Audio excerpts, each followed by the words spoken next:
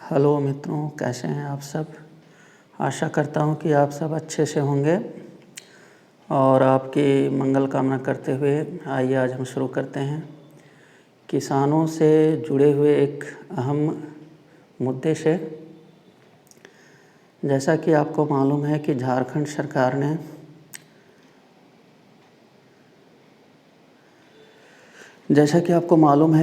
सरकार ने किसानों को सूखा से राहत देने के लिए एक विशेष योजना लॉन्च की है, जिसका नाम है झारखंड राज्य फसल राहत योजना। ये जो योजना है ये पूर्ववर्ती प्रधानमंत्री फसल बीमा योजना का सब्स्टिट्यूट है, उसका प्रतिस्थापक है। उसकी जगह पर लाया गया यह एक राज्य सरकार की योजना है।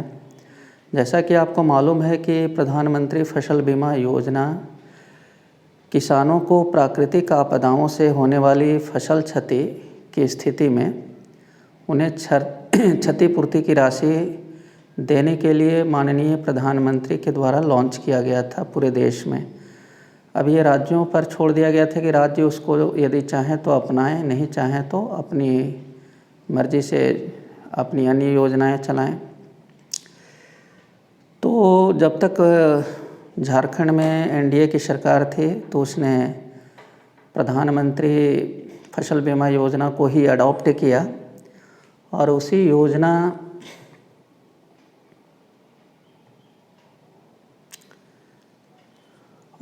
योजना के तहत जो है यहाँ क्षतिपूर्ति दी जाती रही। लेकिन उसमें सबसे बड़ी खामी ये थी कि किसानों को प्रीमियम का भुगतान करना पड़ता था। कहा तो जाता था कि वह प्रीमियम की जो राशि थी वो 50% थी, लेकिन वो राशि भी किसानों को काफ़ी ज़्यादा लगती थी, क्योंकि धान का प्रति एकड़ 250 रुपये के आसपास था प्रीमियम की राशि। और कहा जाता था कि ये 50% अनुदान पर ये प्रीमियम है ना दिया जा रहा है। मतलब कि 50% जो राशि थी वो राज्य सरकार भरती थी और 50% जो है किसानों को देना पड़ता था प्रीमियम की राशि। तो उसमें होता क्या था कि बीमा कंपनियां जो है उनकी अपनी मनमानी चलती थी, किसानों के दावों का वो भुगतान नहीं करते थे, क्षतिपूर्ति ठीक से नहीं दे पाते थे।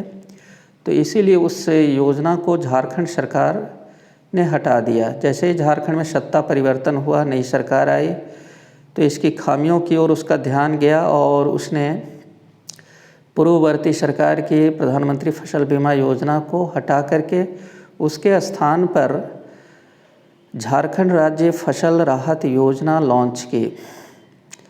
अब इस योजना की क्या खासियत है, कैसे इस योजना का लाभ लिया जा सकता है, किसान कैसे इस योजना का लाभ उठा सकते हैं, आइए इसके बारे में हम विस्तार से जानने का प्रयास करते हैं। ये आज का जो एपिसोड है वो किसान बंधुओं के लिए खासा उपयोगी होने वाला है और इसका लाभ वो ले सकते हैं। झारखंड राज्य फसल राहत योजना में जो आवेदन की तिथि है, आवेदन जो है ऑनलाइन होगा और CSC है ना, कॉमन सर्विस सेंटर यानी प्रज्ञा केंद्रों के माध्यम से ऑनलाइन जो है इसका आवेदन लिया जाएगा। जो भी किसान बंधु इस योजना में निबंधित होना चाहते हैं, योजना का लाभ लेना चाहते हैं, वे अपने निकट के प्रज्ञा केंद्र में जाएं। जाने के साथ साथ कुछ आपको आवश्यक दस्तावेज़ लेकर के जाना होगा। वो आवश्यक दस्तावेज़ क्या हैं उसके बारे में हम बता रहे हैं, आप उसे ध्यानपूर्वक सुनें।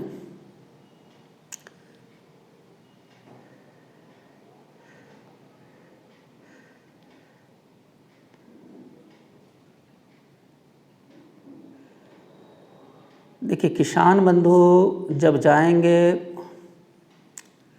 CSC यानी कॉमन सर्विस सेंटर या प्रज्ञा केंद्र, तो वे अपने साथ ये चीज़ें लेकर के जाएंगे। पहला है आधार संख्या, मतलब आपको आधार कार्ड लेकर के जाना है। मोबाइल संख्या मतलब मोबाइल नंबर और मोबाइल साथ में लेकर के जाना है। इसके बाद है तीसरा आधार संबद्ध बैंक खाता का विवरण। देखिए, ऐसा खाता देना है, बैंक खाता, बैंक अकाउंट जो आधार से लिंक हो। इसके बाद है अद्यतन भू स्वामित्व प्रमाण पत्र अथवा राजस्व रसीद, जो कि 31 मार्च 2022 तक भुगतान किया हुआ हो। देखिए, इसमें कहा जा रहा है कि आप करेंट रसीद, लैंड रिसिप्ट दें, राजस्व रसीद दें। यदि ज़मीन की रसीद 31 मार्च 2022 तक आपने कटवाई है भुगतान करके, तो आप वो दे सकते हैं, और यदि नहीं है तो आप LPC जो है अंचल कार्यालय से बना करके दे सकते हैं। लेट पोजेशन सर्टिफिकेट, भू स्वामित्व प्रमाण पत्र जो है आप दे सकते हैं। इसके बाद है वंशावली, जो कि मुखिया या राजस्व कर्मचारी के द्वारा जो है वो सत्यापित होना चाहिए। फिर अगला है कि सरकारी भूमि पर खेती करने हेतु राजस्व विभाग से निर्गत बंदोबस्ती पट्टा। बहुत से किसान ऐसे होते हैं जो भूमिहीन होते हैं, लैंडलेस होते हैं, और वैसे लोगों को सरकार के द्वारा जो है ये गैर मजरूआ जो ज़मीन होती है उस तरह की ज़मीन जो है बंदोबस्ती की जाती है, ताकि वे उस पर खेती कर सकें, और उन्हें पट्टा दिया जाता है, पर्चा दिया जाता है। तो वो पर्चा भी वो लेकर के जाएंगे, बंदोबस्ती का पट्टा। इसके बाद है घोषणा पत्र।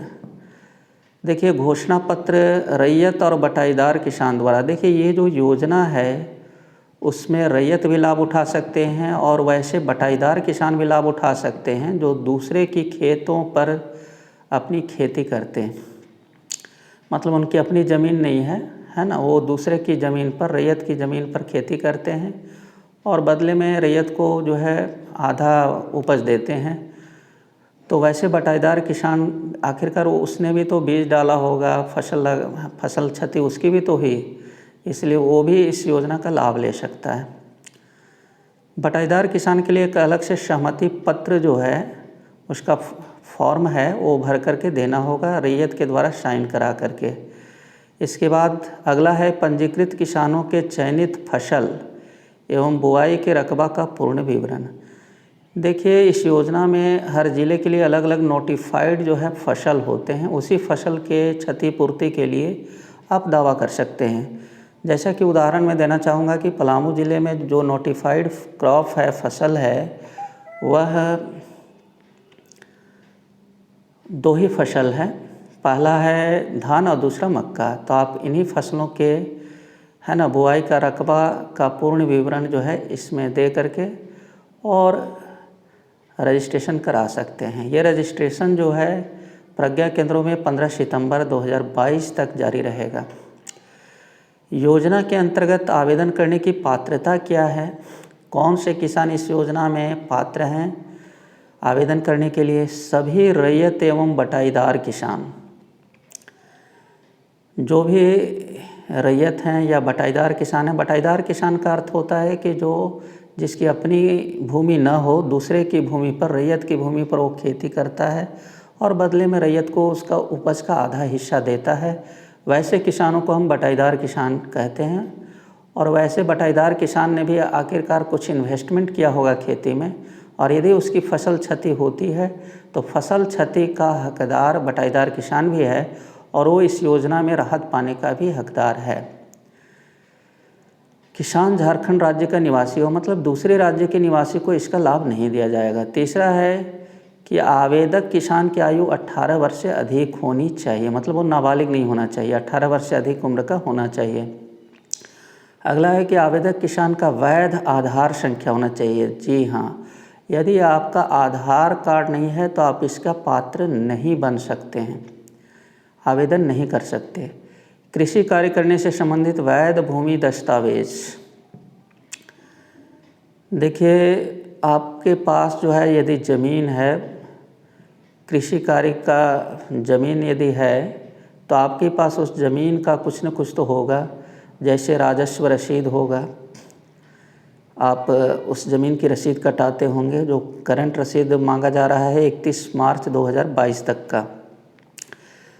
यदि आप रसीद नहीं कटवा पा रहे हैं किसी कारणवश, तो आप अंचल कार्यालय से LPC लैंड पोजेशन सर्टिफिकेट जो है वो निर्गत करवा सकते हैं, वो भी लगा सकते हैं। राजस्व विभाग से निर्गत बंदोबस्ती पट्टा लगा सकते हैं। जो भूमिहीन किसान जिनको सरकार ने खेती करने के लिए बंदोबस्ती पट्टा दिया हुआ है, ज़मीन दिया हुआ है, तो आप पर्चा लगा सकते हैं। बटाईदार किसान द्वारा भूस्वामी से सहमति पत्र। देखिए, बटाईदार किसान यदि है तो उसके पास तो स्वाभाविक है कि ज़मीन का कागज़ होगा नहीं, तो भूस्वामी से सहमति पत्र लगाएगा। भूस्वामी के ही ज़मीन के कागज़ को लगाएगा, रसीद को लगाएगा या एलपीसी को लगाएगा और उनसे एक सहमति पत्र पर हस्ताक्षर कराएगा, और वो हस्ताक्षर को भी जो है प्रज्ञा केंद्र में अपने आवेदन के साथ अपलोड कराएगा। अगली पात्रता है कि न्यूनतम 10 डेसिमल और अधिकतम 5 एकड़ हेतु निबंधन। देखिए, इसमें कौन आवेदन कर सकता है? जिसके पास कम से कम 10 डेसिमल की ज़मीन हो, अधिक से अधिक 5 एकड़ की ज़मीन हो। 5 एकड़ से अधिक यदि ज़मीन है भी आपकी तो 5 एकड़ तक ही जो है आपको क्षतिपूर्ति दी जाएगी। सभी किसानों के लिए स्वैच्छिक है। जो किसान इसका लाभ लेना चाहते हैं ले सकते हैं, नहीं लेना चाहते हैं नहीं ले सकते हैं। सरकार ने इसको स्वैच्छिक रखा है। आवेदक किसानों को अपना आधार संख्या बायोमेट्रिक प्रणाली द्वारा प्रमाणित कराना होगा। प्रज्ञा केंद्र में जब जाएंगे आप तो बायोमेट्रिक जो सिस्टम है उससे आपको है ना आधार संख्या को मैच कराना होगा। इसके बाद ही जो है आपकी ऑनलाइन जो है रजिस्ट्रेशन संभव हो पाएगी। देखिए, झारखंड राज्य फसल राहत योजना जो है इसके बारे में कहा जा रहा है कि योजना में भाग लेना है बिल्कुल आसान। जी हाँ, ये प्रज्ञा केंद्र में रजिस्ट्रेशन बिल्कुल आसान है। प्रत्येक खरीफ और रबी फसल मौसम के लिए दोनों मौसम में क्षतिपूर्ति इसे दी जाएगी यदि फसल का नुकसान होता है तो। स्वयं अथवा प्रज्ञा केंद्र जाकर कराएं अपना निबंधन जो रजिस्ट्रेशन है इस योजना का लाभ लेने के लिए आप स्वयं भी कर सकते हैं। पोर्टल पर जा कर के JRKRY है ना, इस योजना का जो पोर्टल है, पोर्टल पर जा कर के आप स्वयं भी जो है अपना रजिस्ट्रेशन करा सकते हैं। कोई प्रीमियम देने की नहीं है ज़रूरत। जैसा कि शुरुआत में हम कहे थे कि पहले प्रीमियम देना होता था प्रधानमंत्री फसल बीमा योजना में प्रति एकड़, है ना। यदि आप इंश्योरेंस कराना चाह रहे हैं अपने फसल का तो उसके लिए प्रीमियम का भुगतान करना होता था प्रति एकड़, और आपको वो प्रीमियम की रसीद दी जाती थी। लेकिन ये बिल्कुल फ्री है, इसमें किसी भी प्रकार के प्रीमियम देने की ज़रूरत नहीं है। फसल नुकसान होने पर मिलेगी सुनिश्चित राहत। देखिए, इसमें हम एक चीज़ क्लियर कर देना चाहते हैं कि झारखंड सरकार ने ये तय किया है कि प्रति एकड़ जो है 3000 से लेकर के 4000 रुपये दिए जाएंगे, और ये अधिकतम जो है 15000 से 20000 रुपया एक किसान को दिया जाएगा।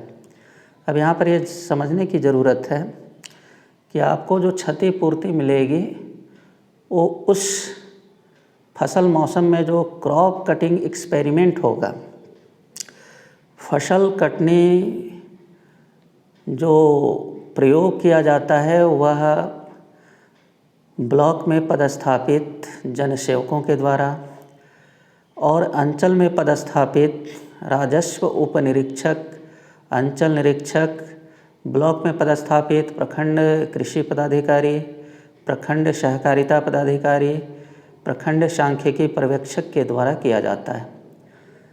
तो जब फसल कटनी प्रतिवेदन जो है दिया जाएगा करने के बाद, और यदि आपके क्षेत्र में, आपके गांव में यदि ये दर्शाया जाएगा कि 30% से लेकर के 50% तक क्षति हुई है, फसल क्षति, तो आपको 3000 रुपये प्रति एकड़, मतलब 1 एकड़ पर 3000 रुपये की क्षतिपूर्ति दी जाएगी। और यदि ये जो क्रॉप कटिंग की टीम है वो आपके गांव में जाती है और ये प्रतिवेदन देती है, रिपोर्ट देती है कि 50% से अधिक फसल क्षति हुई है, तो वैसी स्थिति में प्रति एकड़ जो है 4000 रुपये की राशि का भुगतान आपके खाते में किया जाएगा डायरेक्ट।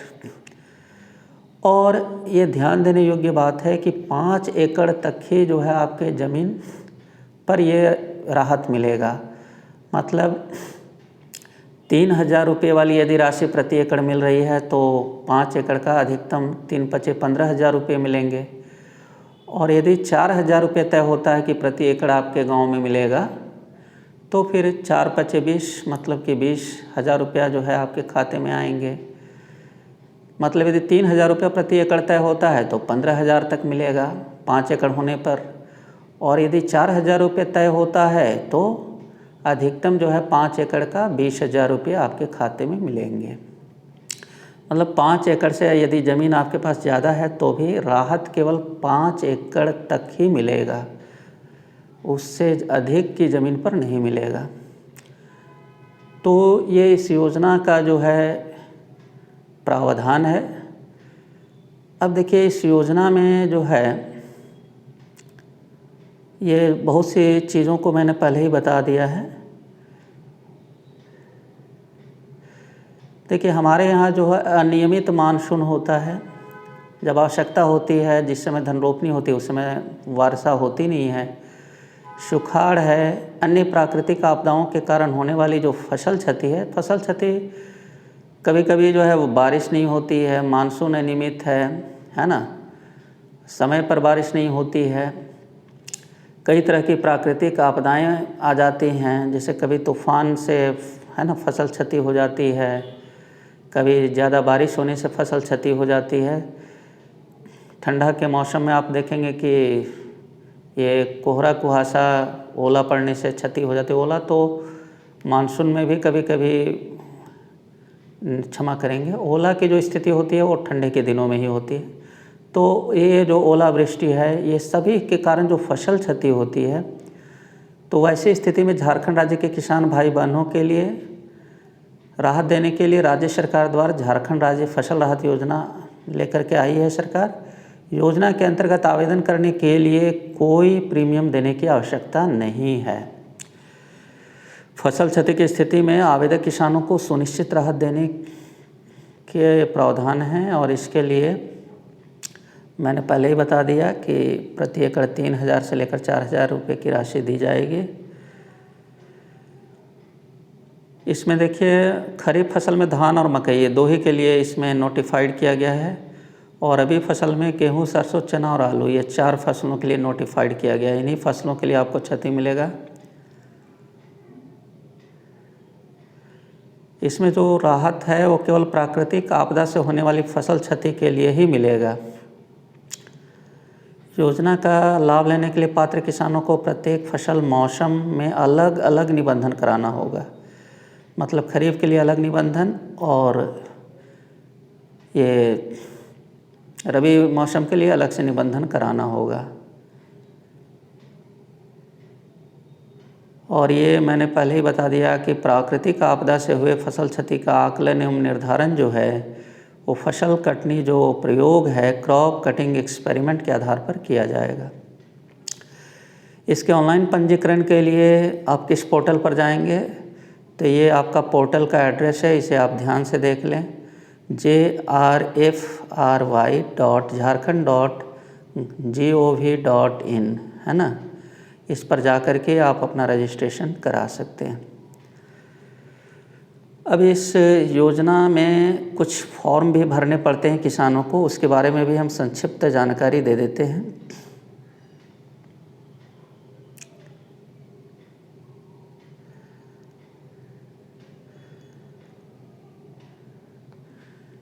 देखिए ये रजिस्ट्रेशन के लिए फॉर्म है, अनुलग्नक 8 झारखंड राज्य फसल राहत योजना। पंजीकरण के लिए आवेदन प्रपत्र, मतलब रजिस्ट्रेशन के लिए है।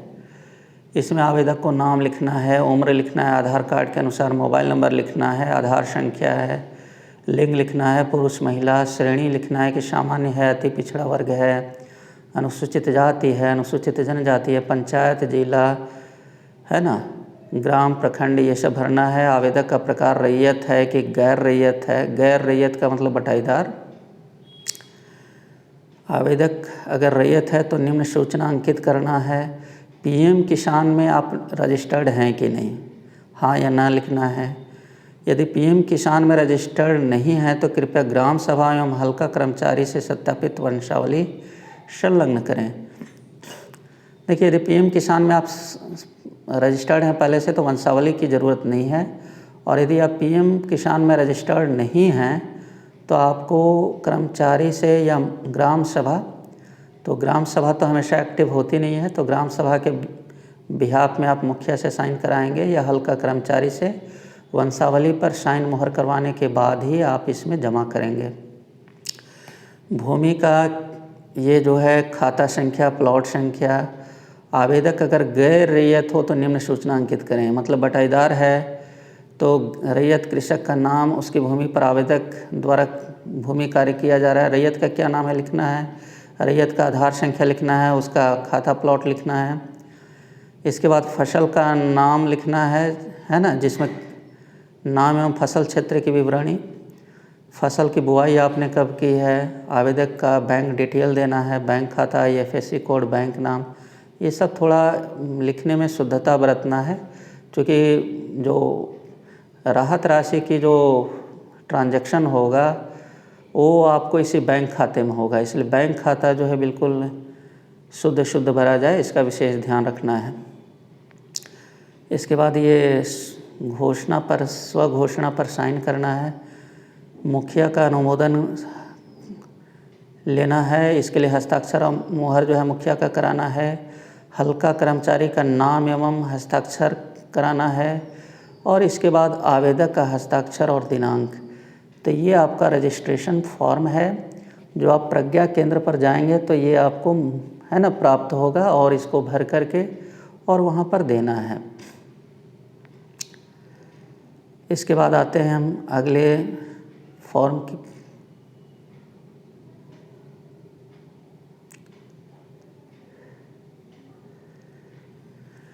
देखिए ये अगला जो फॉर्म है, ये आवेदक किसान द्वारा रैयत भूमि पर कृषि कार्य करने हेतु सहमति पत्र।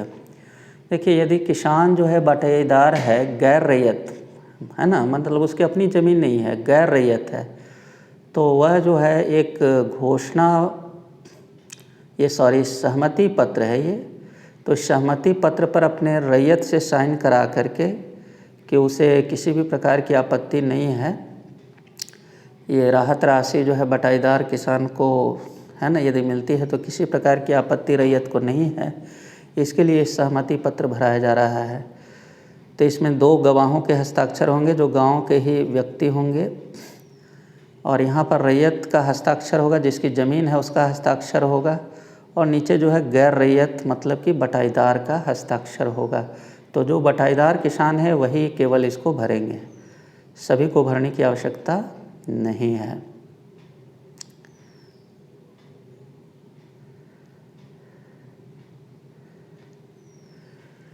अब एक ये सभी को भरना होगा, आवेदक किसान जो रैयत होंगे उनके द्वारा ये घोषणा या शपथ पत्र भरा जाना है।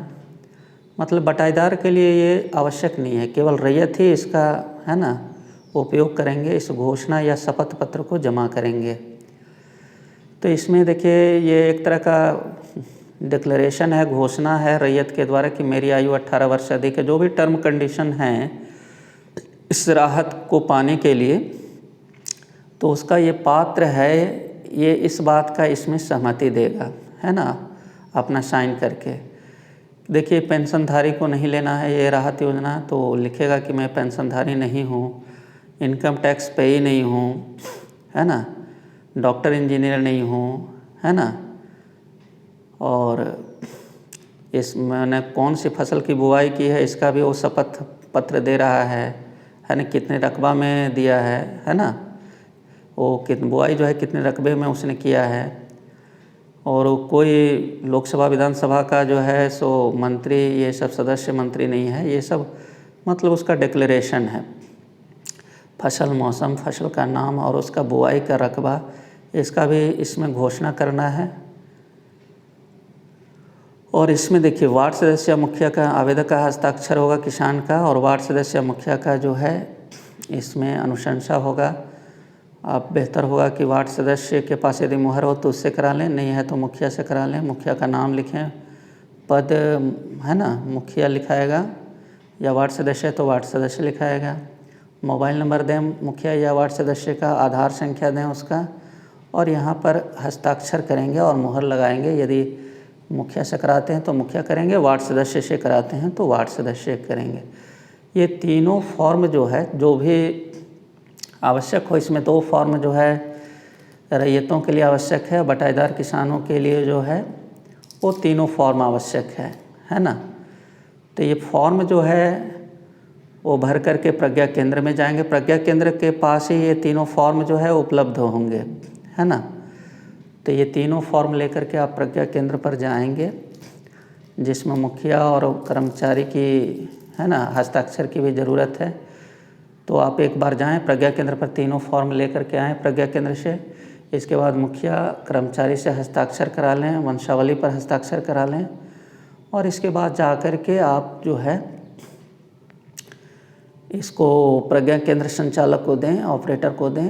प्रज्ञा केंद्र संचालक जो है पहले आपका रजिस्ट्रेशन करेगा आपके मोबाइल नंबर और आधार नंबर से, और रजिस्ट्रेशन के बाद आपके सारे डिटेल जो है उस साइट पर डालेगा, और डालने के बाद जो है लास्ट में स्कैन करके ये सारे आप, है ना, जो भी आपके डॉक्यूमेंट्स हैं जिसमें आधार है, रसीद है, वंशावली है ना, और बैंक खाता है ना, पासबुक की छाया प्रति, और साथ में ये जो तीनों फॉर्म हैं, घोषणा पत्र है, ये सब स्कैन करके वो जो है अपलोड करेगा। और इसके बाद लास्ट में आपको एक पावती मिलेगी, उस पावती को आप अपने पास सुरक्षित रखेंगे। उसमें आपकी रजिस्ट्रेशन संख्या होगी। किसी भी प्रकार की राहत पाने में यदि दिक्कत होती है तो उससे आपको ये ट्रेस किया जा सकेगा कि आपको राहत मिलने में कहाँ प्रॉब्लम हो रहा है। तो ये सारा डिटेल था इस योजना का लाभ लेने के लिए। आशा करता हूँ कि आज का जो ये एपिसोड है किसानों के लिए काफ़ी लाभप्रद हुआ होगा। उन्हें यह जानने समझने में कि हमें किस तरह से झारखंड राज्य फसल राहत योजना के तहत जो है लाभ प्राप्त होगा। और मैंने हर बारीकी को इस एपिसोड में रखने का प्रयास किया है। फिर भी किसी भी प्रकार की शंका हो तो आप प्रज्ञा केंद्र में जा कर के और इसका समाधान ले सकते हैं। तो आज का एपिसोड कैसा लगा आप हमें कमेंट सेक्शन में जा कर के कमेंट करके बता सकते हैं। सभी से मैं लेता हूँ आज विदा, और आपने हमारा ये एपिसोड धैर्यपूर्वक देखा सुना, इसके लिए आपका बहुत बहुत धन्यवाद।